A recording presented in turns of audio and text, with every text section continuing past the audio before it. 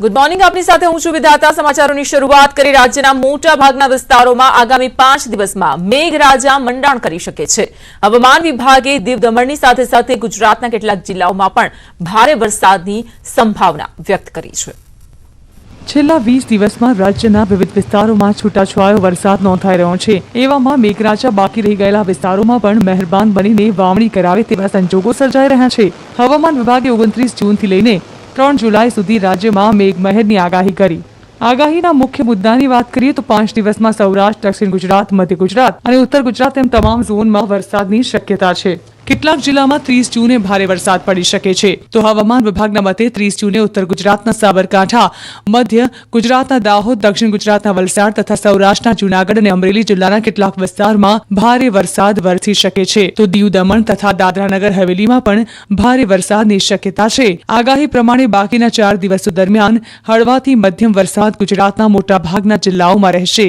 29 જૂને અમદાવાદ, આણંદ, ખેડા, મહેસાણા, પંચમહાલ, મહીસાગર, ભરૂચ, સુરત, તાપી, વલસાડ, નવસારી, ભાવનગર, અમરેલી, ગીર સોમનાથ, સુરેન્દ્રનગર, દમણ, દાદરાનગર હવેલીમાં હળવાથી મધ્યમ વરસાદ રહેશે।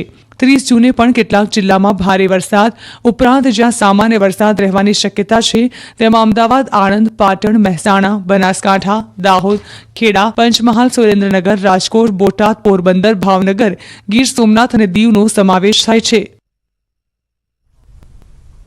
મહાનગરપાલિકામાં હવે હદનો વિવાદ ઉગ્ર બની રહ્યો છે। કોર્પોરેશનની ચૂંટણી નજીક છે ત્યારે જિલ્લાના નવા ગામોને શહેરમાં ભેળવવાની કવાયત તેજ થઈ ગઈ છે, જેમાં વડોદરા બાદ રાજકોટ અને ભાવનગરમાં વિરોધનો સૂર ઉઠ્યો। રાજકોટમાં 2015ની ચૂંટણી પહેલા રાજકોટ મનપાની હદમાં કોઠારિયા, વાવડી વિસ્તારનો સમાવેશ કરાયો હતો અને હવે 5 વર્ષ બાદ ફરી એક વખત હદમાં 4 ગામોનો સમાવેશ કરાયો છે। 5 વર્ષ થવા છતાં કોઠારિયામાં કોઈ જ સુવિધા નથી। આ અંગે મેયરનું કહેવું છે કે કામ ચાલી રહ્યું છે તો ભાવનગરની સ્થિતિ પણ કંઈ સારી નથી। ભાવનગર શહેરને અડીને આવેલા નારી ગામનો મહાનગરપાલિકામાં સમાવેશ કરાયાનો 5 વર્ષ બીત્યા છતાં પણ આ ગામમાં રોડ, રસ્તા, ડ્રેનેજ લાઇન અને પીવાના પાણીની સમસ્યા ઠેર ઠેર જોવા મળે છે। આ ગામ માત્ર કહેવા પૂરતું જ કોર્પોરેશનની હદમાં આવે છે, બાકી સુવિધાઓમાં હજુ પણ પછાત છે। તો વડોદરા નજીક આવેલા 7 ગામોમાં વિવાદ ઉગ્ર છે। પાછલા ઘણા દિવસથી લોકો રસ્તા પર ઉતરી તંત્ર સામે સૂત્રોચ્ચાર કરી રહ્યા છે। શાળા શરૂ થવાના કોઈ ઠેકાણા નથી અને ફીની ઉઘરાણી શરૂ થઈ ગઈ છે। અમદાવાદમાં વાલીઓએ કાળા માસ્ક પહેરીને તેનો વિરોધ દર્શાવ્યો।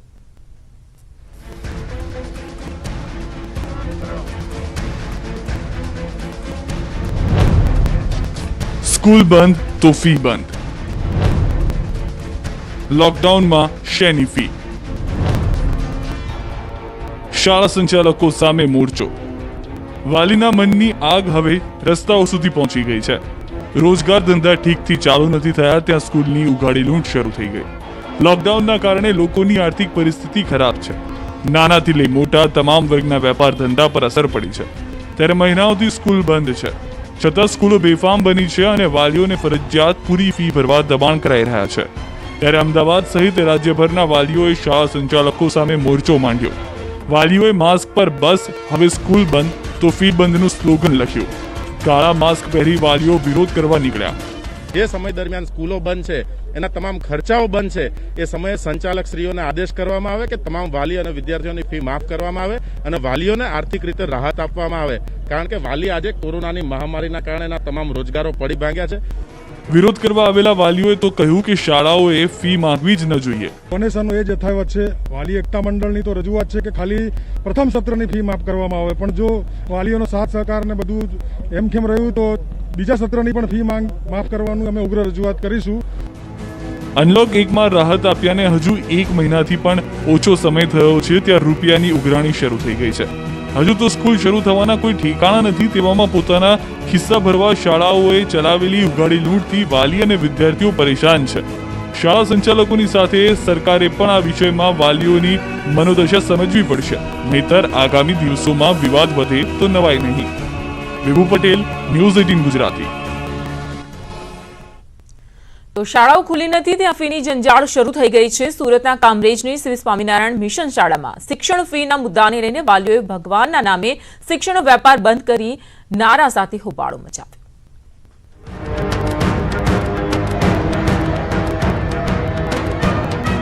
સરકારની ગાઈડલાઈન મુજબ આ સમયે કોઈ પણ શાળા ફી માંગી નહીં શકે, પરંતુ કેટલીક લાલચુ શાળા દ્વારા આવા કૃત્યો કરાયા છે. કામરેજના વાલક પાટિયા પાસે આવેલી શ્રી સ્વામિનારાયણ મિશન સ્કૂલે વિદ્યાર્થીઓના વાલીને વારંવાર ફોન કરી ફી ભરવા માટે દબાણ કર્યું. આજે શાળા દ્વારા બેઠક બોલાવી, પરંતુ ફીનો મુદ્દો જેવો જ ઉખડ્યો કે વાતાવરણ ગરમાયું. 100 થી 150 જેટલા વાલીઓએ હોબાળો મચાવ્યો હતો અને ભગવાનના નામે શિક્ષણનો વેપલો બંધ કરોના નારા લગાવ્યા હતા. વાલીની સાથે આમ આદમી પાર્ટીના નેતાઓ પણ જોડાઈ સરકાર પર પ્રહાર કર્યા. કે જ્યારે અમારા ધંધા રોજગાર બંધ છે તો અમને કોઈ રોજગારી ઉત્પન્ન નથી થઈ અને કોઈ એવા અમને કોઈ પૈસા આવ્યા નથી.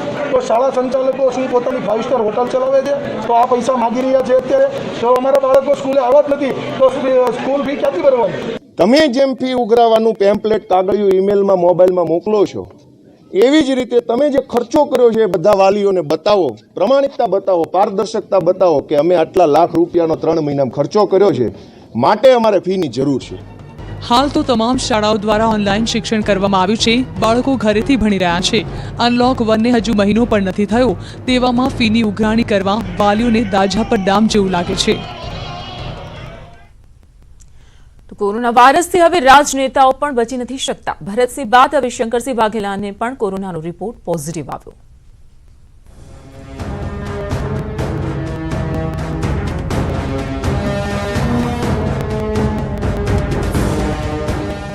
वो भी कांग्रेस लघुमती तुष्टिकरण वोट बैंक की राजनीति, तब भी कई जो लोग हैं उसने जिस तरह से कोरोना वायरस फैलाने की साजिश की, उसके प्रति कांग्रेस का जो रवैया रहा वो देश ने, गुजरात ने देखा है.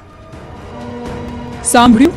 જાણે કે કોરોના પર હવે તો રાજનીતિ શરૂ થઈ ગઈ છે, કારણ કે રાજનેતાઓને જ કોરોના થવા લાગ્યો છે. કોંગ્રેસના મોટા નેતાઓ બાદ હવે પૂર્વ કોંગ્રેસી નેતા શંકરસિંહ વાઘેલાને કોરોના પોઝિટિવ આવ્યો છે. શંકરસિંહ વાઘેલાને પાછલા 4 દિવસથી તાવ આવતો હતો, જે બાદ રિપોર્ટ કર્યા જેમાં તેઓ પોઝિટિવ આવ્યા. ત્યારબાદ તેઓને સ્ટર્લિંગ હોસ્પિટલમાં દાખલ કરાયા છે. થોડા દિવસ પહેલા જ શંકરસિંહ વાઘેલાએ એનસીપીના તમામ પદેથી રાજીનામું આપ્યું હતું, જે બાદ બાપુએ પ્રેસ કોન્ફરન્સ પણ કરી હતી. એટલું જ નહીં, કોરોના દરમિયાન સતત તેઓ અલગ અલગ વિસ્તારમાં લોકો વચ્ચે ફર્યા હતા. બાપુના રિપોર્ટ બાદ તેમની નજીક રહેતા બબલદાસ પટેલનો રિપોર્ટ પણ પોઝિટિવ આવ્યો છે. ગઈકાલે મારા ફિઝિશિયન ડોક્ટર નવનીતભાઈ શાહના અભિપ્રાય પ્રમાણે આજે સ્ટર્લિંગમાં હું દાખલ થવા આવ્યો છું. એક્ઝેક્ટલી કોરોના એવું કંઈક ટેમ્પરેચર યા જે કંઈક ઓક્સિજન ઓછો હોવો વગેરે વગેરે કોઈ લક્ષણ નથી.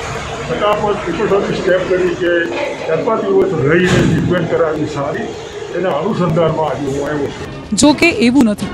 આ પહેલા પણ કોંગ્રેસના નેતાઓ કોરોનાના સંકટમાં ફસાયા છે. રાજ્યસભાની ચૂંટણીના મતદાન સમયે લોકોની સાથે ખભે ખભો મિલાવીને ફરતા ભરતસિંહને ખ્યાલ નહોતો કે તેઓ કોરોના સંક્રમિત થઈ ગયા છે. મતદાન બાદ કોંગ્રેસ નેતા ભરતસિંહ સોલંકીનો કોરોના રિપોર્ટ પોઝિટિવ આવતા અન્ય નેતાઓ શક્તિસિંહ, હિંમત પટેલ, નિશિત વ્યાસ સહિત વડોદરાના કોંગ્રેસના નેતા મૌલિન વૈષ્ણવ, ગૌરવ પંડ્યા, કેન્દ્રીય ચૂંટણી નિરીક્ષક રાઘવ ચંદ્રા, રાજ્યસભાની ચૂંટણીના નિરીક્ષક મુખ્ય ચૂંટણી અધિકારી ડોક્ટર એસ મુરલીકૃષ્ણન પણ ઘરે ક્વોરન્ટીન થઈ ગયા છે. Bureau report, news 18 Gujarati. તો કોરોના મામલે રાજ્યમાં અમદાવાદ બાદ સુરત નવું હોટસ્પોટ બની રહ્યું છે, પણ શહેરમાં કોરોનાને લઈને 2 ઘટના સામે આવી જેણે લોકોને ચોંકાવી દીધા.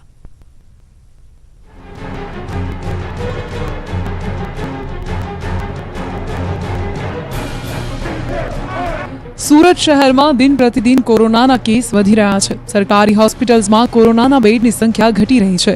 આરોગ્ય વિભાગ દ્વારા ખાનગી હોસ્પિટલ સાથે કરાર કરવામાં આવ્યા છે, પરંતુ સુરતના સગ્રામપુરા વિસ્તારમાં આવેલા સંસ્કૃતિ એપાર્ટમેન્ટમાં લોકોએ વિરોધ કર્યો. અપાર્ટમેન્ટની અંદર આવેલી આશુતોષ હોસ્પિટલને કોવિડ હોસ્પિટલ તરીકે જાહેર કરતા લોકોની ચિંતા વધી ગઈ. લોકોના ટોળા નીચે ઉતરી ગયા અને વિરોધ કરવા લાગ્યા.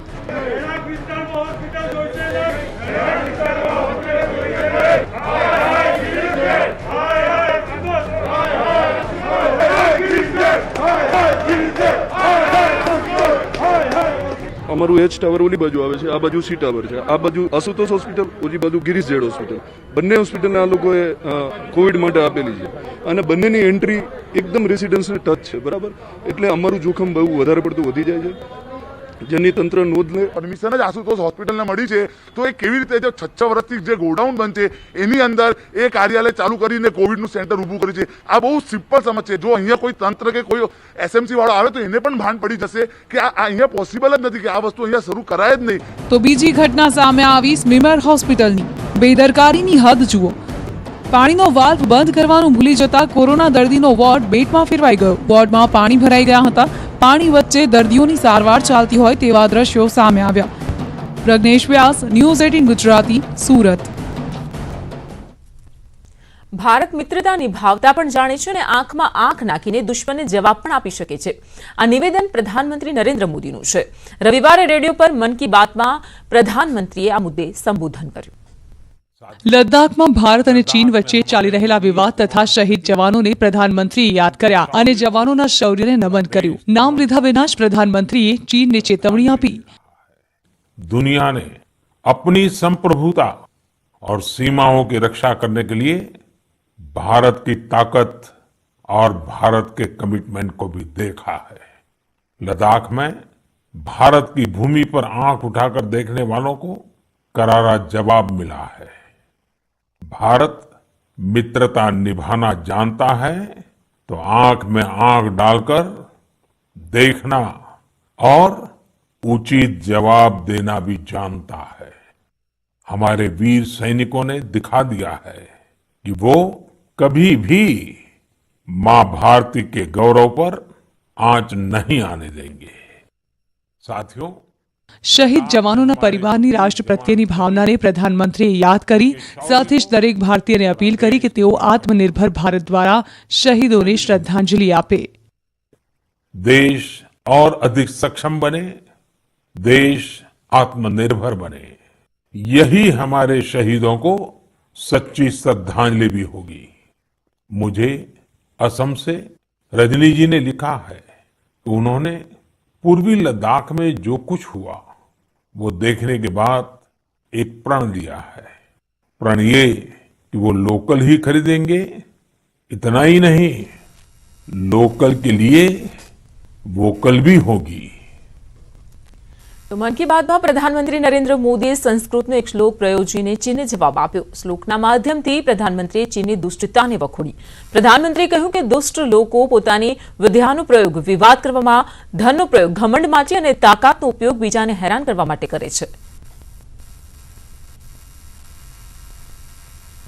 विद्या विवादाय धनम मदाय, विद्या विवादाय धनम मदाय, शक्ति ही परेशान परिपीडनाय, खलस्य साधो विपरीतम एतत्, ज्ञानाय दानाय च रक्षणाय.